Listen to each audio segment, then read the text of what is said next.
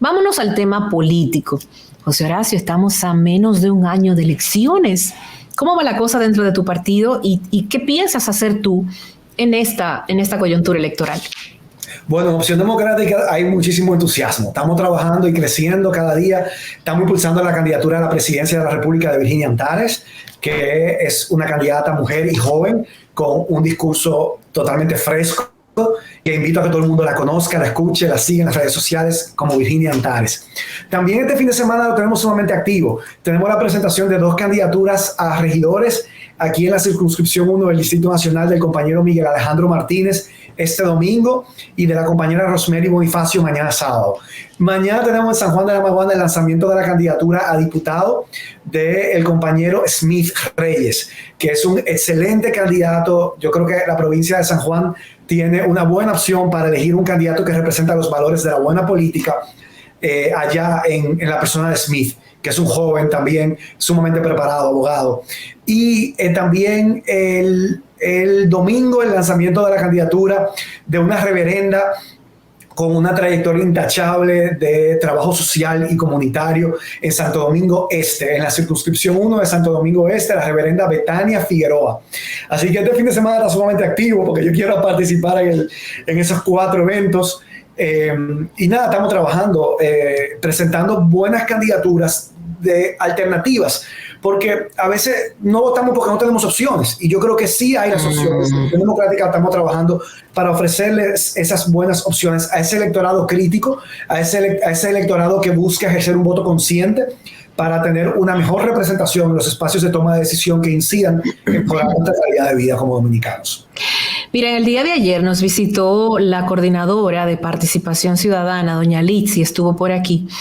Y doña Litsi decía que Participación Ciudadana tiene el compromiso primero de seguir acompañando la democracia, como lo han hecho hasta ahora en los últimos 30 años, pero mencionaba que para estas elecciones hay que hacer consciente a la gente, a la población, de que tiene que seguir escogiendo mejor a sus representantes en el Congreso, diputados y senadores. ¿Qué te parece esa opinión de doña Litsi?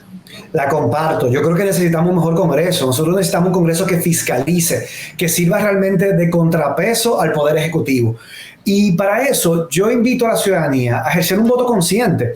No siempre los mejores legisladores hacen su mejor función, o sea, los legisladores pueden hacer su mejor función cuando son del mismo partido del gobierno de turno, porque se sienten comprometidos a tenerles que apoyar en todas sus acciones, aunque les convengan o no a la población y a la ciudadanía. Están más preocupados por defender la obra de gobierno que por legislar a favor del pueblo.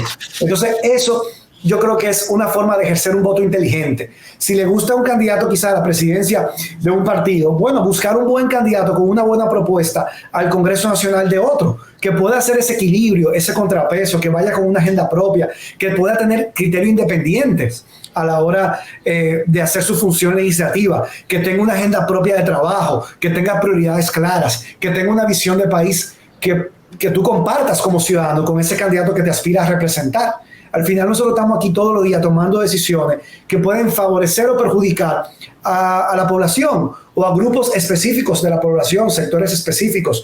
Y eso hay que tenerlo claro a la hora de votar. Por eso yo invito, sí, a ejercer ese voto consciente para, como dice Litsi, participación ciudadana, mejorar la calidad de la representación que tenemos. Por ejemplo, un diputado oficialista te va a votar siempre a favor de los préstamos. Yo lo he visto aquí.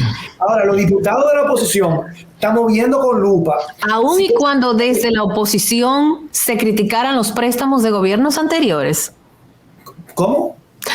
O sea, tú me dices que hay diputados oficialistas que votan a favor de los préstamos. Aún y cuando esos diputados, haciendo oposición, criticaban el endeudamiento en gobiernos anteriores. Sí, los préstamos le parecen siempre buenos cuando están en el poder y le parecen malos cuando están en la oposición. Pero mi posición ha sido de fiscalizar la ejecución de esos préstamos. Es que los préstamos no son ni buenos ni malos. Exacto. Depende, correcto.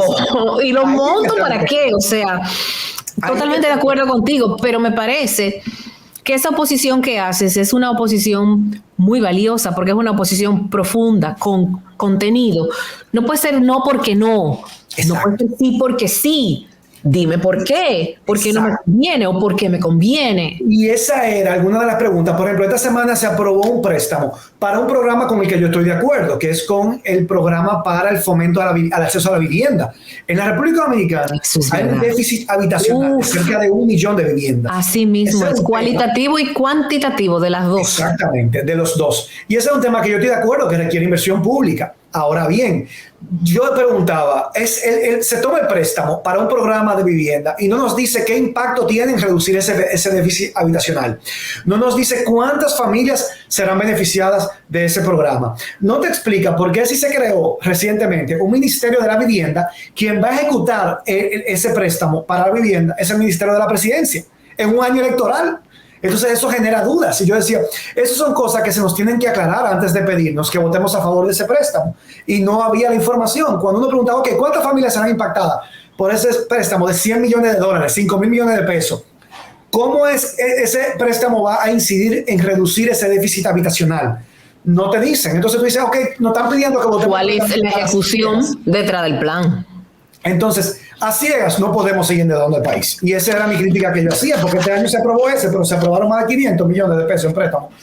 De dólares, más de 500 millones de dólares en préstamo. Entonces, esas son las cosas que yo creo que con un Congreso integrado por representantes realmente preocupados por el bolsillo del pueblo y por las finanzas públicas, no se hubieran aprobado así al vapor todos esos préstamos. Eso se hubiera llevado suave, se hubiera investigado mejor, se hubiera analizado mejor.